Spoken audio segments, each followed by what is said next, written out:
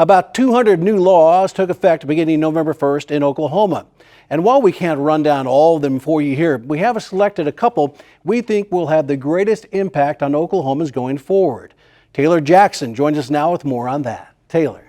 Rich, while most of the new legislation went into effect this month, a handful will go into effect November 1st of 2024.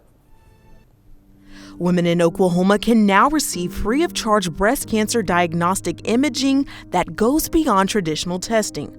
Lauren Marquette with Susan G. Komen says her organization worked closely with Oklahoma lawmakers to create this piece of legislation. We actually worked on this in Oklahoma, and we are very excited that insurance companies are going to cover additional diagnostic imaging in the state of Oklahoma. We were approached by Representative Provenzano, who was interested in this, and we worked with her to get some language together and really take a deep dive in. Would this affect women in Oklahoma? And it absolutely does. Mammograms are usually covered through insurance, but additional testing such as breast MRIs and breast ultrasounds are not. Thanks to this new legislation, insurance will now be required to cover the cost. If anything is caught on the screening mammogram, or if there is a family history of breast cancer, then the subsequent tests are diagnostic tests, and those were not covered by insurance. They would after you hit your deductible, but as we know, a lot of women have very high deductibles and can't pay the thousands of dollars out of pocket. Marquette says this will also benefit breast cancer survivors.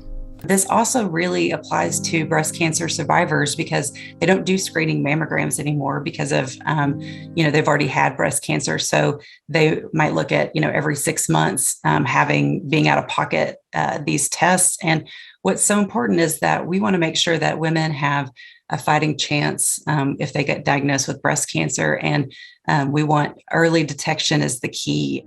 Starting at age 40, women begin receiving annual mammogram screenings. It's important to, at any age, know your family history, if at all possible, and talk to, your grandmother, your aunts, your cousins, your mother, sisters about, have they had any problems? Have they ever been diagnosed with a type of cancer?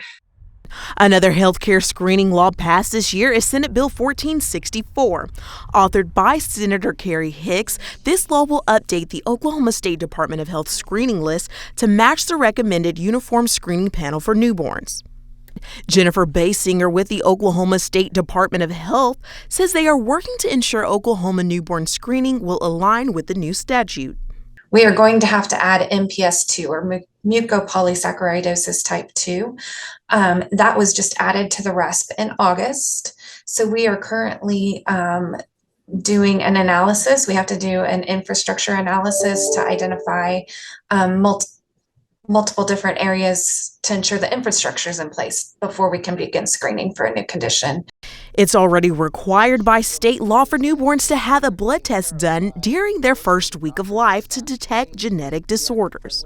The reason that newborn screening is so important is because that we know with early identification and prompt treatment, we can make the difference in a baby's life between normal development or abnormal development, or sometimes even death.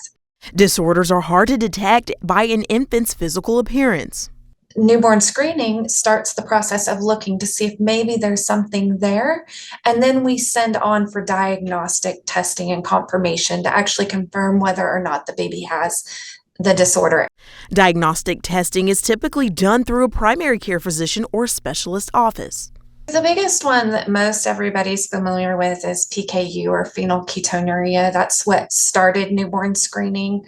And so that's really what most people have heard of. In fact, a lot of times we used to call it a PKU screen. And so we're trying to move away from that terminology now and call it a newborn screen because we do screen for so many different disorders.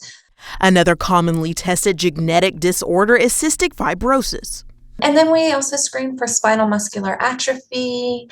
And so there's a large variety, everything from neurological disorders to endocrine to metabolic disorders. So there is a large variety that we screen for.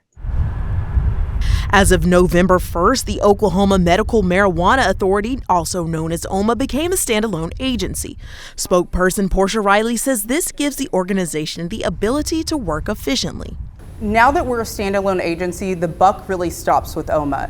This will allow us to regulate more efficiently, getting out into every part of Oklahoma, making sure we're completing those necessary inspections, keeping our eyes on the industry, fulfilling our regulatory duties. And in 2024, medical marijuana employees will be required to apply for credentials. That could be a bud tender certification like we've seen in other states, but right now we're really researching what will work best for Oklahoma. Dispensaries around the state might get a visit from secret shoppers in the near future. This requires us to create a secret shopper program in which secret shoppers will go into dispensaries and purchase medical marijuana. Then it'll be sent off for testing to ensure those dispensaries are selling safe product.